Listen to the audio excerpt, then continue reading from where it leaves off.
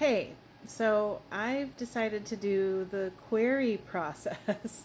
It was something I never really thought I would ever do because I've already self published a couple times, which some of you have read my books already, which I think is great. But I've decided to try to do the traditional route just because, to see if I can get my name out there.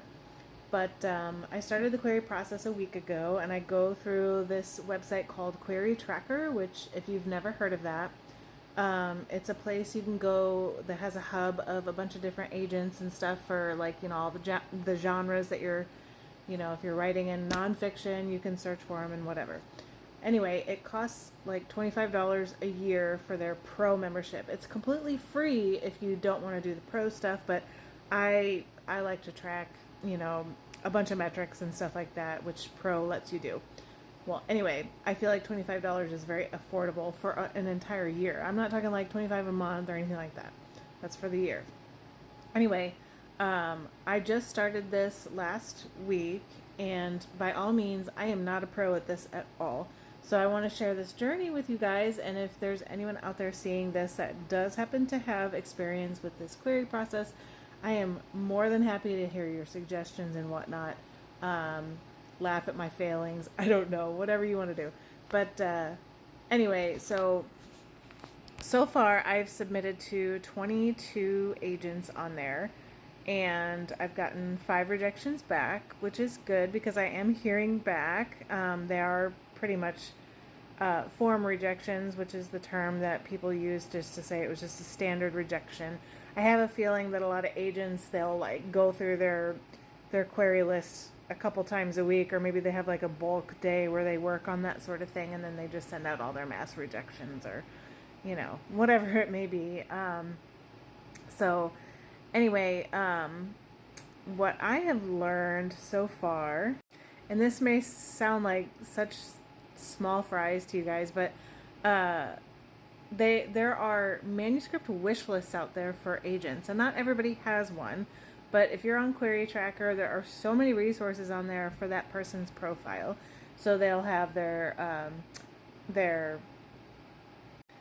agency that they work for. They'll have like their social media. There's like interviews on there. There's comments from other users on there, and then of course there's like a bunch of links on the side that you can go find Publishers Marketplace information or the manuscript wish list, which is like an amazing resource that I just discovered. So sometimes not all the information matches, so it just kind of depends on how often they update their website or whatever. But I personally like to go off of their manuscript wish list if they have it, or if they don't have it, then just like their website.